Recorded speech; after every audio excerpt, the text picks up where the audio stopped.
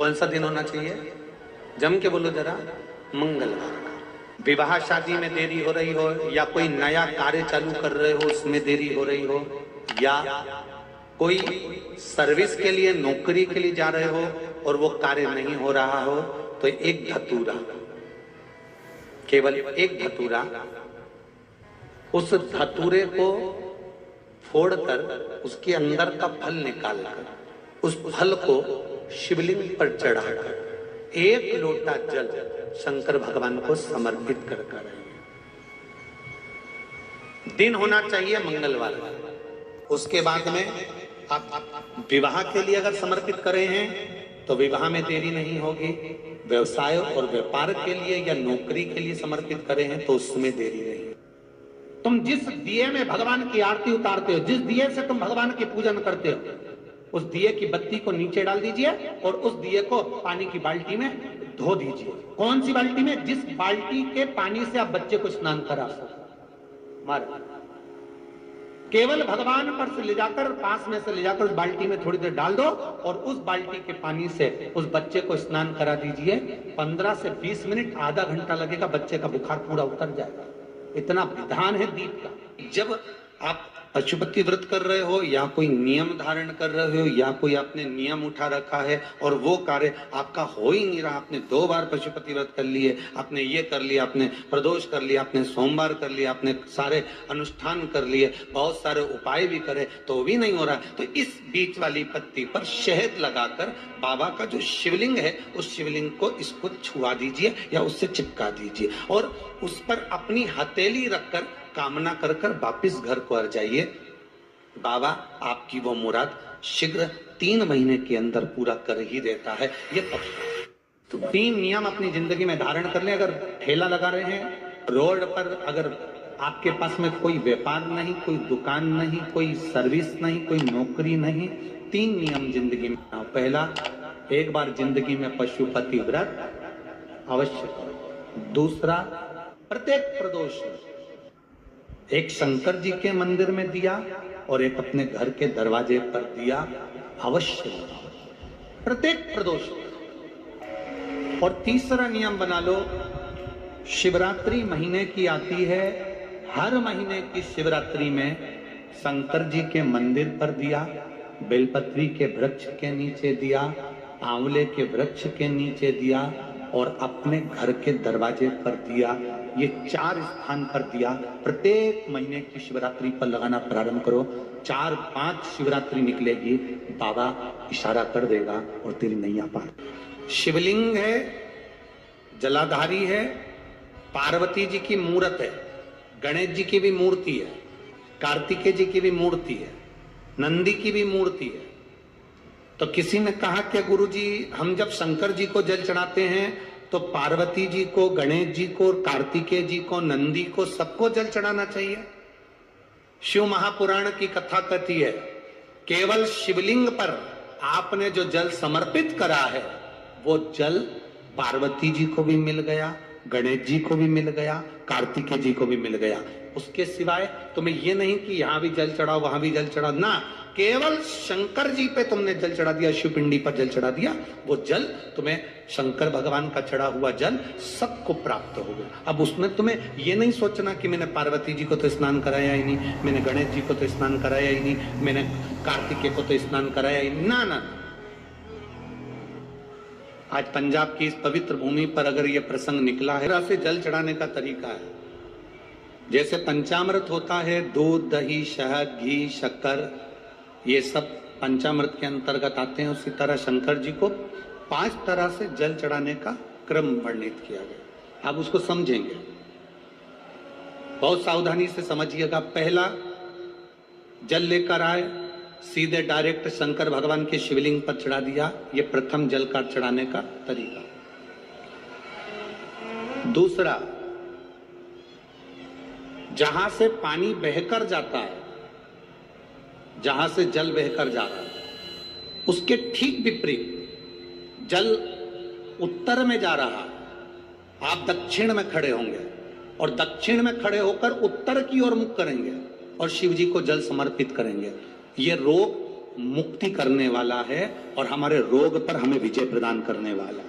ये जल चढ़ाने का था। एक सीधे मंदिर में गए, लोटा भर कर जल उठाया, शिव जी को चढ़ा दिया।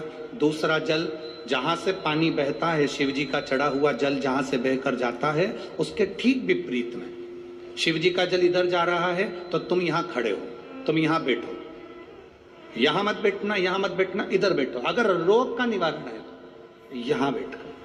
तीसरा, अशोक सुंदरी से जल चढ़ाते चढ़ाते शिवलिंग तक लेकर जाना और शंकर भगवान के शिवलिंग पर पूर्ण जल समर्पित करना। ये तीसरा तरीका, ये कार्य की सिद्धता के लिए। हम जब किसी से आस ना लगाकर परमात्मा से विनती करते हैं तो वो विनती करने का तरीका। तीसरा। चौथा, शिव जी पे चढ़ा हुआ जल 5 जगह पर समर्पित करना। गणेश जी, कार्तिकेय, अशोक सुंदरी, शिवलिंग और जलाधारी, ये चौथा क्रम है। और 5वां जल समर्पित करना।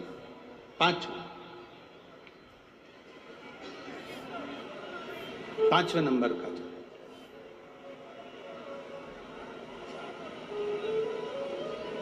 शिव जी को 5वें नंबर का जो जल आता है, जो जलाधारी है, ऊपर जिसमें पानी भरा रहता है और नीचे एक एक बूंद टपकता रहता है, जलाधारी में जल समर्पित कर कर उसी जल को बचाकर अशोक सुंदरी वाली जगह पर थोड़ा सा चढ़ाकर उसी में से जल शिवलिंग पर जब हम समर्पित करते हैं तो हम जिस कार्य के लिए जा रहे हैं वो कार्य सफल हो। धतूरे का जो पुष्प है उसको 2 जगह पर समर्पित किया जाता है। अशोक सुंदरी के स्थान पर जो खिला हुआ भाग है उसको इस तरह से रखते हैं कि शिवलिंग की ओर उसका खिला भाग जाए, और डंडी का भाग इधर गणेश जी, कार्तिकेय जी और 33 कोटि जो देवी देवता हैं उस ओर उसका भाग जाए। एक। दूसरा, शिवलिंग पर जब हम धतूरे का पुष्प समर्पित करते हैं तो उस फूल का खिला हुआ जो भाग होता है उसका मुख हमारी ओर होना चाहिए। बहुत अंतर है महाराज। कनेर का पुष्प इससे विपरीत में चलता है।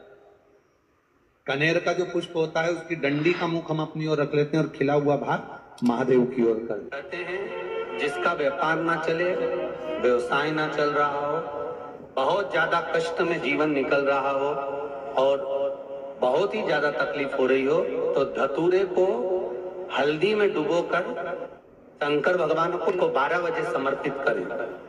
उस धतूरे को वापस उठा लाएं 5-10 मिनट के बाद, श्री शिवाय नमस्तुभ्यम बोलकर लाल कपड़े में उसको बांधकर व्यापार वाली जगह में कहीं पर भी उसको बांध दिया जाए।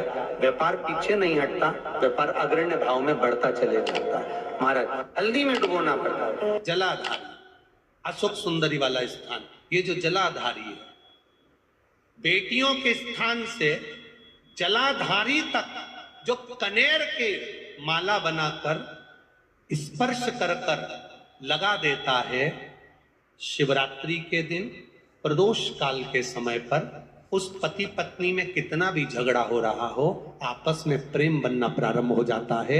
अदालत का केस धीरे धीरे समाप्त हो। ये भी अलग अलग होता है।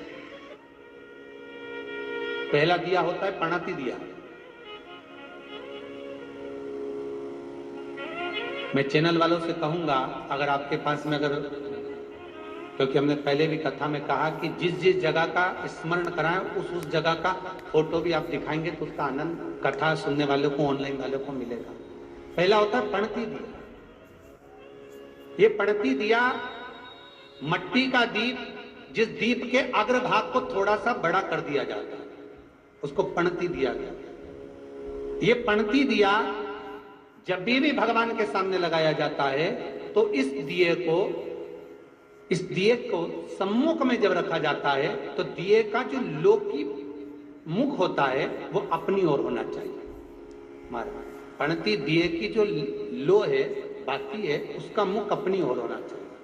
विष्णु पुराण कहती है अगर इस दिए की बाती भगवान की ओर रहती है तो हमें तपन की अनुभूति होती है, पर इस दिए की बाती जब हमारी ओर होती है तो हमारे शरीर में कोई बड़ी बीमारी आने वाली होती है तो वो कट जाती है।